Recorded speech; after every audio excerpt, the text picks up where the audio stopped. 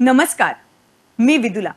Diabetes पर चर्चा या talk show मध्ये मी तुम्हा सर्वांचं मनापासून स्वागत करते. आधुनिक जीवनशैली, ताणतणाव यामुळे मधुमेहाचे प्रमाण वाढत आहे. जागतिक आकडेवारीनुसार भारतात सर्वाधिक रुग्ण आढळल्याने भारताला मधुमेहाची राजधानी म्हणून देखील ओळखलं जातं. याच गोष्टी लक्षात घेऊन मधुमेह व त्यामुळे होणारे दुष्परिणाम याबद्दल माहिती देण्यासाठी डायबिटीस पर चर्चा यासारखा अनोखा उपक्रम राबवण्यात येतो. या उपक्रमाअंतर्गत जगातील सुप्रसिद्ध डायबेटॉलॉजिस्ट आणि एंडोक्रिनॉलॉजिस्ट यांच्या मार्गदर्शनाने डायबिटीस व त्यामुळे होणारे हानिकारक दुष्परिणाम यावर चर्चा केली जाते. याच कडीला पुढे नेत मी स्वागत करते भारतातील सुप्रसिद्ध डायबेटॉलॉजिस्ट आणि एंडोक्रिनॉलॉजिस्ट डॉक्टर वैशाली देशमुख, डॉक्टर वर्षा जगताप, त्याचबरोबर डॉक्टर विनायक हरळे आणि डॉक्टर मनीषा देशमुख यांचं. नमस्कार डॉक्टर, तुम्हा सर्वांचं स्वागत आहे. माझा पहिला प्रश्न आहे डॉक्टर वैशाली देशमुख यांना. डॉक्टर, एखाद्या व्यक्तीला कसे कळते की आपल्याला मधुमेह आहे आणि मधुमेहाची लक्षणे असल्यास डॉक्टरांना दाखवणे गरजेचे आहे का? आणि त्याचबरोबर स्त्रियांमध्ये मधुमेहाची लक्षणे कुठली असतात? तुम्ही जो प्रश्न विचारला त्याच्यात सगळ्यात महत्वाचं उत्तर असं आहे की बऱ्याच वेळेला पेशंटला माहितीच नसतं की आपल्याला डायबिटीस आहे. बऱ्याच वेळेला रुटीन एक्झामिनेशन करताना किंवा ऑपरेशनची तयारी करताना, इन्शुरन्सचं चेकअप करताना किंवा कोणीतरी सजेस्ट केलं असतं की एकदा शुगर तपासून बघा म्हणून डायबिटीस आपल्याला आढळतो आणि त्याच्यात अचानकपणे लोकांना त्याचं ज्ञान होतं. बरेच कोविडमध्ये सुद्धा बऱ्याच पेशंटना अचानकपणे मधुमेह झाल्याचं लक्षात आलेलं आहे. आता बऱ्याच वेळेला याची लक्षणं पण दिसतात की लक्षणं काय असू शकतात की अचानकपणे जे वजन कमी होतं काही कारण नसताना, त्याच्यानंतर तहान खूप लागते किंवा भूक खूप लागते, थकवा येतो अकारण, त्याच्यानंतर इन्फेक्शन्सची रिस्क वाढते, म्हणजे लघवीचे इन्फेक्शन्स वाढू शकतात, खाज वाढू शकते लघवीच्या जागी, किंवा इन्फेक्शन म्हणजे साधी सर्दी, खोकला, निमोनिया असे आजार जडू शकतात. आणि काही काही वेळेला तर इमर्जन्सीमध्ये ते लक्षात येतात. उदाहरणार्थ सडनली माणूस जर बेशुद्ध पडला, किटोसिसमध्ये गेला किंवा कोमात गेला तर त्याचं शुगर वाढल्याचं आढळलं जातं आणि तेव्हा शुगर कमी किंवा जास्त दोन्ही त्या प्रमाणात दिसू शकतं. त्यामुळे याचं काही असं ठराविक लक्षण नाहीये, पण साधारणपणे अशी लक्षणं जर दिसत असतील की तहान खूप लागते, कोरड पडते, वजन कमी होते, वारंवार इन्फेक्शन्स होत आहेत, जखमा चिघळत आहेत, असं जर काही आढळलं तर मधुमेहाची तपासणी जरूर करून घ्यावी. आता तिसरा महत्वाचा प्रश्न म्हणजे स्त्रियांमध्ये काही वेगळी लक्षणं आढळतात का? तर स्त्रियांमध्ये मासिक पाळीच्या समस्या उद्भवू शकतात, वजनाच्या समस्या उद्भवू शकतात, प्रेग्नन्सीला प्रॉब्लेम्स येऊ शकतात, बऱ्याच वेळेला रिकरंट अबॉर्शन्स म्हणजे परत खूप अबॉर्शन्स होण्याची जी प्रक्रिया असते ती बळावली जाते, प्रेग्नन्सी राहत नाही. त्याच्यानंतर युरिनरी ट्रॅक्ट इन्फेक्शन्स बऱ्याच प्रमाणात आढळतात, वजायनाइल इन्फेक्शन्स आढळतात. तर हे सगळे प्रॉब्लेम स्त्रियांमध्ये स्पेसिफिक आहेत आणि विशेषतः ज्यांची मेनोपॉज झालेला असतो अशा स्त्रियांमध्ये हृदयविकाराची जी काही शक्यता असते ती जास्त असते, एस्पेशली जर मधुमेह असेल अशा व्यक्तींना तर. सो स्त्रियांनी तर जास्त काळजी घ्यायला पाहिजे मधुमेहाची, कारण diabetes hits women very badly, म्हणजे बायकांमध्ये मधुमेह जास्त इजा पोचवू शकतो. त्यामुळे बायकांनी निश्चितपणे याची काळजी घ्यायला हवी. मी आता येणार आहे डॉक्टर वर्षा जगताप यांच्याकडे. डॉक्टर, मधुमेहाचा प्रसार कसा आहे आणि स्त्रियांमध्ये तो सामान्यतः कसा आढळून येतो? भारतामध्ये जसं आपण आत्ताच म्हणलं की भारत मधुमेहाचे प्रमाण वाढत चाललेलं आहे आणि चीनच्या खालोखार जगात जर कुठे सर्वाधिक मधुमेही असतील तर ते भारतात आहे. म्हणजे आपण जर आता भारताची लोकसंख्या बघितली तर साधारण 140 करोड आहे. त्यातल्या 12 करोड लोकांना साधारण डायबिटीस आहे, म्हणजे मधुमेह झालेला आहे.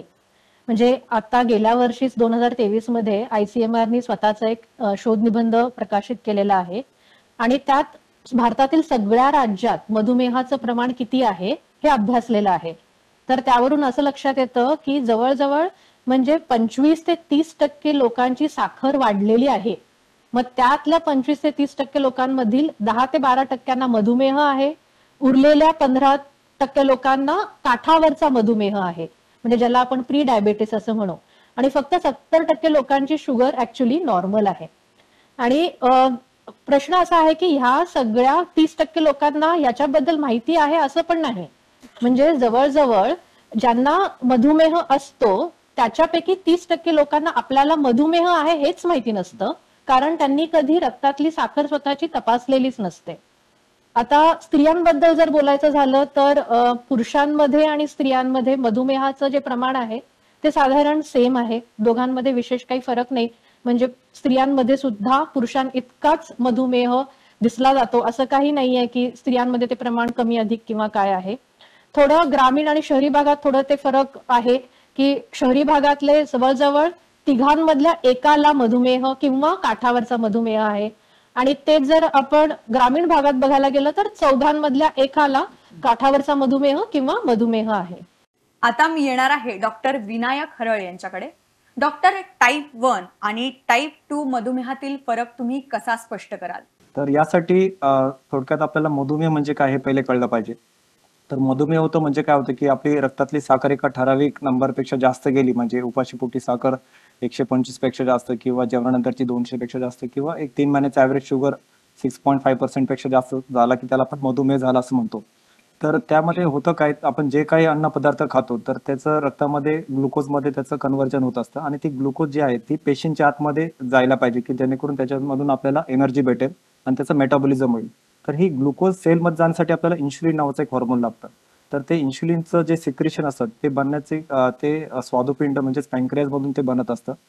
तर डायबिटीजमध्ये काय होतं, तर हे जे इन्शुलिन बनत असतं ते एकतर काम करत नसतं किंवा कमी बनत असतं. तर आता प्रकार याच्यामध्ये 2 असतात, तर प्रकार 1 आणि प्रकार 2. तर प्रकार 1 हा जो मधुमेह आहे तर त्याच्यामध्ये इन्शुलिन हे बनतच नाही. काही आपल्या इम्युनिटीमध्ये काही चेंजेस झालेले असतात, काही अँटीबॉडीज बनलेले असतात, तर त्याच्यामध्ये इन्शुलिन बनण्याची क्षमता पूर्णपणे बंद झालेली असते.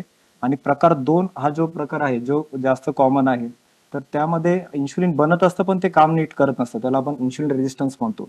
आणि कालांतराने जसा हा डायबिटीजचा प्रोग्रेसिव्ह नेचरचा आजार आहे, जसं एज वाढतं किंवा ड्युरेशन वाढतं डायबिटीचं, तसं हा डायबिटीज वाढत जातो. आणि प्रकार 2 मध्ये सुद्धा काही वर्षानंतर इन्शुलिन बनण्याची क्षमता कमी होते.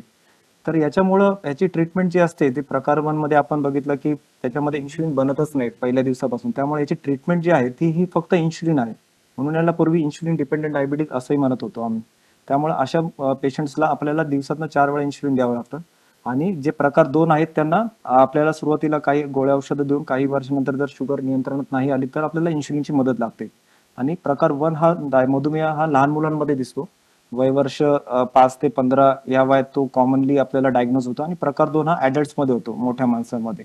प्रकार 1 मध्ये आईवडिलांमध्ये डायबिटीजची हिस्ट्री सहसा दिसत नाही आपल्याला, आणि प्रकार 2 मध्ये आईवडिलांमध्ये डायबिटीज फॅमिली हिस्ट्रीमध्ये आपल्याला दिसून येतो. यानंतर डॉक्टर मनीषा देशमुख यांना पुढचा प्रश्न. डॉक्टर, तुमच्या दैनंदिन जीवनात मधुमेही स्त्रियांना कुठल्या समस्यांना सामोरी जावे लागते आणि त्याबद्दल तुम्ही आमच्या प्रेक्षकांना काय सांगाल? महिलांवरती आज थोडा फोकस दिसतोय मला. तर ह्याच्यामध्ये एक महत्वाची गोष्ट अशी की महिला पुरुषांपेक्षा प्रत्येक बाबतीत वेगळ्या आहेत, आपल्याला माहिती आहे. तर तसाच तो त्यांचा मधुमेह सुद्धा काही प्रमाणात वेगळा असू शकतो. आणि मधुमेह म्हटलं किंवा स्त्रिया म्हटलं तर आपण त्यांना 2 भागात त्यांच्या आयुष्याला विभागू शकतो. एक रजोनिवृत्ती किंवा मेनोपॉजच्या आधीचा आणि एक रजोनिवृत्ती किंवा मेनोपॉजच्या नंतरचा. तर मेनोपॉजच्या आधी जर का या बायकांना मधुमेह झाला तर मग त्याचा प्रकार पुरुषांसारखंच असतं. पण जर का या बायकांना डायबिटीज झाला तर त्यांचं प्रमाण पुरुषां एवढंच किंवा त्यांच्याहून जास्त सुद्धा होऊ शकतं. तर हे गोष्ट खूप कमी वयाच्या बायकांना जे आता डायबिटीज दिसतोय त्यांनी हे लक्षात घ्यायला पाहिजे की त्यांच्यावरचं जे प्रोटेक्शन आहे ते पूर्णपणे निघून जातं जर का त्यांना मधुमेह झाला तर. आणि त्यांच्यामध्ये हृदयरोग किंवा असे जे भयंकर आजार आहेत ते त्यांना कमी वयात होऊ शकतात. दुसरं म्हणजे महत्वाचं जे बायकांमध्ये फरक असतो तो की बायकांमध्ये जसं आता सरांनी सांगितलं, डॉक्टर हराणांनी, की त्यांना एक इन्सुलिन रेझिस्टन्स काही लोकांमध्ये तयार होतो. तर बायकांमध्ये ही वृत्ती जरा जास्त प्रमाणात दिसते.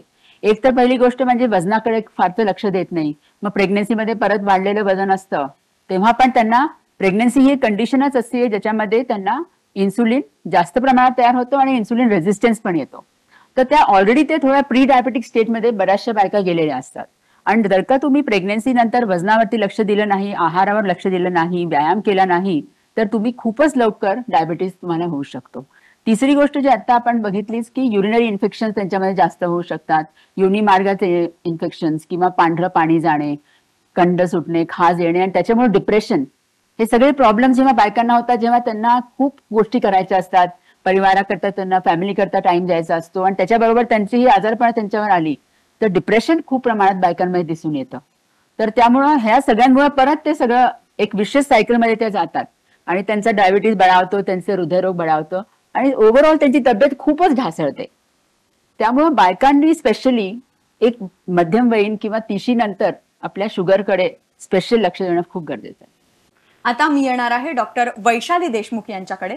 डॉक्टर, मधुमेहाच्या व्यवस्थापनामध्ये काही नवीन प्रगती आहे का आणि त्याबद्दल तुम्ही काय स्पष्ट कराल? हो, डायबिटीस हा एक हॅपनिंग फील्ड आहे. हॅपनिंग म्हणजे दरवर्षी नवनवीन शोध लागतात, त्याच्यात नवीन औषधं येत आहेत, नवीन काय म्हणूया फिजिओलॉजी आपल्याला लक्षात येते. त्यामुळे आता जर आपण गेले 10 वर्ष पाहिले तर या 10 वर्षाच्या कालावधीत मॅक्झिमम नवीन औषधं मधुमेहामध्ये उपलब्ध झाली आहेत. त्याच्यात काही इंजेक्शन्सच्या स्वरूपातली आहेत, काही गोळ्यांच्या स्वरूपातली आहेत, काही गोळ्या इन्सुलिन सारखं काम करणारी आहेत, काही गोळ्या इन्सुलिनचं काम सुधारवणारी आहेत आणि शेवटी त्याचा जो काही इफेक्ट आहे त्याच्याने शुगरचं प्रमाण रक्तात आटोक्यात राहायला मदत होतीये. त्यामुळे तुम्ही जर पाहिलं तर काही वर्षांपूर्वी एखाद दुसरी पद्धतीचीच औषधं उपलब्ध होती. आता आज आपल्याकडे जवळजवळ 8 ते 10 प्रकारची गोळ्या आहेत की ज्या डायबिटीससाठी काम करतात. त्याच्यानंतर 1-2 प्रकारचे इंजेक्शन्स आहेत ज्याच्यात GLP-1 ॲनालॉग्स, आपल्याला इन्सुलिन इंजेक्शन विषयी माहिती आहे, पण GLP-1 ॲनालॉग्स नावाची जी औषधं आहेत ती सुद्धा इंजेक्शनच्या रूपात आता अवेलेबल आहे. आणि सगळ्यात मुख्य जो टर्निंग पॉईंट झालेला आहे, वजनावर फोकस आलेला आहे आता डायबिटीसमध्ये. सो डायबिटीसमध्ये वजन कमी ठेवणं किंवा चरबी कमी करणं, चरबीचं जो प्रमाण आहे शरीरात ते कमी करणं, याच्यावरचा फोकस वाढलेला आहे. त्याच्याबरोबरच हे मॉनिटरिंग डिव्हाइसेस आहेत. म्हणजे आपण कसं शुगर, आपल्याला ग्लुकोमीटर आपण ऐकवत आहोत, पण ग्लुकोमीटर सारखे अनेक डिव्हाइसेस आता बाजारात उपलब्ध आहे ज्याच्यानी तुम्ही एक पॅच लावू शकता, ज्याच्यानी तुम्हाला सेन्सर ज्याला म्हणतो आपण, त्याच्यानी तुम्ही हे रिडिंग्स पेशंटला एका ॲपद्वारे लगेच लक्षात येतात. आपल्याला त्याचे ग्राफ्स मिळतात, त्याच्यामुळे तुमच्या डॉक्टरांना मॉनिटरिंग सोपं जातं. आणि त्याचबरोबर डिलिव्हरी डिव्हाइसेस, म्हणजे आपण इंजेक्शनचं पेन आधी साध्या इंजेक्शन सिरिंजनी घ्यायचो, पण आता त्याचंच एक पेन उपलब्ध आहे, त्याचंच इन्सुलिन पंप आहे. त्यामुळे डिलिव्हरी डिव्हाइसेसमध्ये पण खूप ॲडव्हान्समेंट झाले. तर एकंदरीत पाहिलं तर नुसत्या ट्रीटमेंटमध्ये नाही, पण डायग्नोसिसमध्ये, त्याच्या ट्रीटमेंटमध्ये, ट्रीटमेंटच्या पद्धतींमध्ये बराचसा शोध लागलेला आहे आणि नवनवीन प्रकार अजूनही अस्तित्वात येत आहेत. आता मी येणार आहे डॉक्टर वर्षा जगताप यांच्याकडे. डॉक्टर, एखाद्याला मधुमेह आहे किंवा एखाद्याला मधुमेह होण्याची शक्यता असेल तर मधुमेहासोबत जगताना भावनिक आणि मानसिक विचारांबद्दल तुम्ही काय स्पष्ट कराल? सर्वात प्रथम मी असं म्हणेल की जर आपल्याला कुटुंबामध्ये कुणाला मधुमेह असेल किंवा आपल्याला काही मधुमेहाची लक्षणं जाणवत असतील तर रिपोर्ट करा. रक्ताची चाचणी करायलाच बरेच लोक घाबरतात, नाही नको करायला, त्याच्यात काहीतरी निघेल, मग काहीतरी आणखीन पालपूद लागेल, मग त्यामुळे लोक रक्त चाचणीच करायला जात नाहीत. तर हे अत्यंत चुकीचं आहे. म्हणजे अशाने काय होतं की तो आजार लवकर निदान होत नाही, मग तो आजार बळावत राहतो, मग तो आजार आपल्या बाकीच्या अवयवांवरती काही त्याचे दुष्परिणाम दिसायला लागतात आणि मग नंतर तो कळतो. तर असं काही न होता जेव्हा तुम्हाला जाणवतंय की काहीतरी वेगळे आपल्याला त्रास होतोय किंवा आपल्याला घरात मधुमेह आहे आणि जस्ट आपला आता एक वय 30 गाठलेली आहे, तर आपण एक स्वतःची वर्षातून एकदा चाचणी करून घ्यावी. आणि समजा त्या चाचणीमध्ये काही मधुमेह निघाला किंवा काठावरचा मधुमेह निघाला तर घाबरून नाही गेलं पाहिजे. म्हणजे मधुमेह म्हणजे काही असं जीवनाचा अंत वगैरे नाही. म्हणजे आता इतक्या नवनवीन, जसं मॅडम आत्ताच म्हणाल्या की वेगवेगळे गोळ्या औषधं निघालेल्या आहेत, त्यामुळे त्या गोळ्या औषधांनी आपलं जीवन आपण सुरळीतपणे जगू शकतो. म्हणजे असं अजिबात होणार नाहीये की मधुमेह झाला म्हणजे आता मला 10 वर्षांनी मी म्हणजे मग प्राणच सोडले वगैरे, हे जी काही पूर्वीची कल्पना होती ती आता अजिबात तसं नाहीये. म्हणजे मधुमेह तुम्ही व्यवस्थित गोळ्या औषधं घेत राहिला, डॉक्टरांच्याकडे वेळोवेळी जात राहिला, स्वतःच्या चाचण्या करत राहिला, तर तुम्ही स्वतःला एक नॉर्मल माणसा इतकंच व्यवस्थित जीवन जगू शकता. नैराश्य आणि अति काळजी करणं ह्या दोन्ही गोष्टी टाळल्या पाहिजेत. कारण अशाने काय होतं की मग नैराश्यामुळे परत शुगर वाढते, मग असे दुष्टचक्र आहे. म्हणजे शुगर वाढली की आणखी नैराश्य येणार. मग हे अशा ह्या दुष्टचक्रात न फसता जर तुम्हाला काही डाऊट्स असतील, स्वतःच्या आजाराबद्दल काही कळत नसेल, तर स्वतःच्या डॉक्टरांशी जाऊन चर्चा करा. जर आम्हाला ॲज अ डॉक्टर असं वाटलं की एखादा मनुष्य त्या आजाराच्या मुळे जास्त नैराश्यग्रस्त झालेला आहे, तर आम्ही त्यांना थेरपिस्टकडे किंवा काही वेळेला सायकॅट्रिस्टच्याकडे पण रेफर करतो, सो दॅट त्यांना त्या गोळ्या औषधांनी सुद्धा बरं वाटेल. सो लपवू नका. काही जे मनात शंका असतील तर ती आपल्या डॉक्टरांशी जरूर चर्चा करा. डॉक्टर विनायक हरळे. डॉक्टर, कुठल्याही मधुमेही रुग्णाला त्याच्या रक्तातील साखरेची पातळी तपासणे किती गरजेचे असते? आणि त्याचबरोबर साखरेची पातळी नियमित तपासली नाही तर आपल्या शरीरावर काय परिणाम होतो? आणि त्याचबरोबर घरच्या घरी जर आपल्याला चाचणी करायची असेल तर कुठली चाचणी करता येईल? तर साखर जर आपली नियंत्रणात नसेल तर त्याच्याने बरेचसे शरीरावर आपले दुष्परिणाम होत असतात. म्हणजे आपल्या शरीरातले जे काही अवयव आहेत, डोळे, हृदय, किडनी, पायांच्या नसा, तर हे सर्व त्याच्यामध्ये अफेक्ट होऊ शकतात. तर हे आपल्याला आपला मधुमेह नियंत्रणात आहे का नाही ते बघण्यासाठी आपण नियमित रक्ताच्या चाचण्या केल्या पाहिजेत. तर घरगुती म्हणलं तर आपल्याकडे ग्लुकोमीटर एक मशीन आहे की ज्याच्यावर आपण साखर तपासून बघू शकतो की आपला मधुमेह नियंत्रणात आहे का नाही. तर तो नियंत्रणात आहे का नाही हे कसं ओळखावं आपण? जर ज्याला एखाद्याला मधुमेह झालेला आहे तर त्यांनी आपल्या 3 टेस्ट तरी केल्या पाहिजेत तरी नियमित. तर त्याच्यामध्ये एक उपाशीपोटी साखर आहे की त्याची व्हॅल्यू ती उपाशीपोटी साखर 130 पेक्षा कमी पाहिजे आपली. जेवणानंतरची साखर 180 पेक्षा कमी पाहिजे आणि 3 महिन्याची सरासरी साखर 7% पेक्षा कमी पाहिजे. तर यात जर आपण रेंजमध्ये असू अनेक वर्षांसाठी तर आपल्याला मधुमेहामुळे होणारे जे गुंतागुंती किंवा कॉम्प्लिकेशन असतात त्याची शक्यता फार कमी असते. डॉक्टर मनीषा देशमुख, डॉक्टर, मधुमेही रुग्णांच्या आयुष्यात औषधोपचार, इन्सुलिन, जीवनशैली आणि आहार याबद्दल तुम्ही आम्हाला काय सांगाल? तर त्याच्यामध्ये मी असं म्हणेन की मधुमेह ट्रीटमेंटचे हे 3 एक ट्रायंगल येतो, त्याचे 3 सूत्र आहेत. एक म्हणजे सगळ्यात महत्वाचा आहार, दुसरा तुमचा व्यायाम आणि तिसरं तुमचं काय औषधोपचार.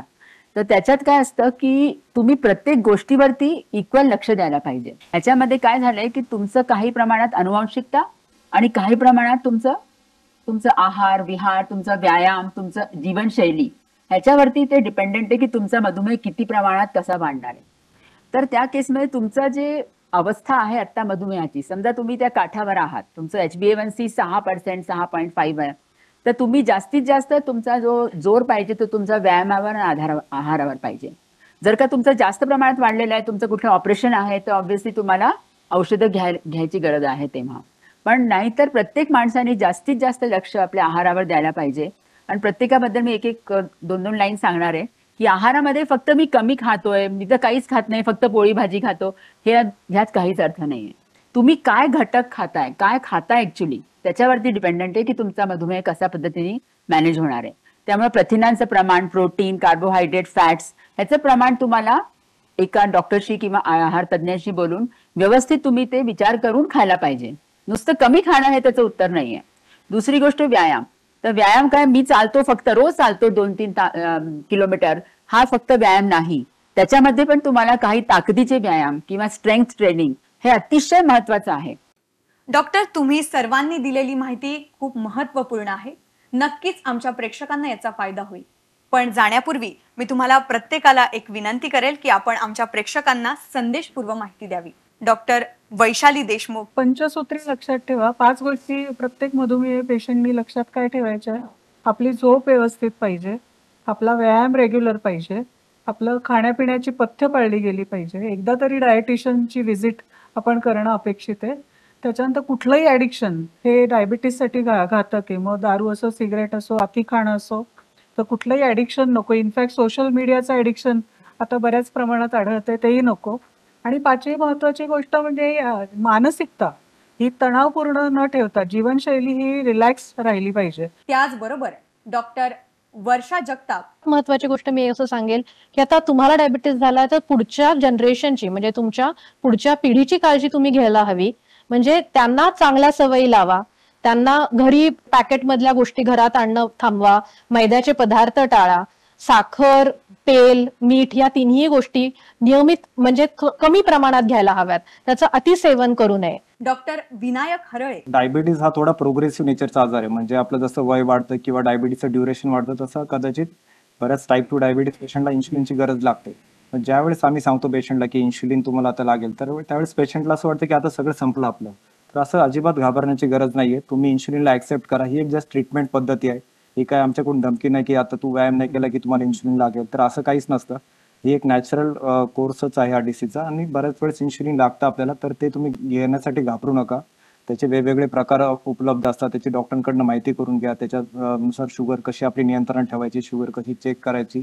तर इन्शुलिनचा जो फोबिया, जी भीती आहे ती सर्वांनी काढली पाहिजे. त्याला सर्वांनी व्यवस्थित ऍक्सेप्ट करून 1 वेळा 2 वेळा किंवा काही काही पेशंटमध्ये आपल्याला 3 किंवा 4 वेळेस सुद्धा दिवसातनं इन्शुलिनचं इंजेक्शन हे द्यावं लागतं.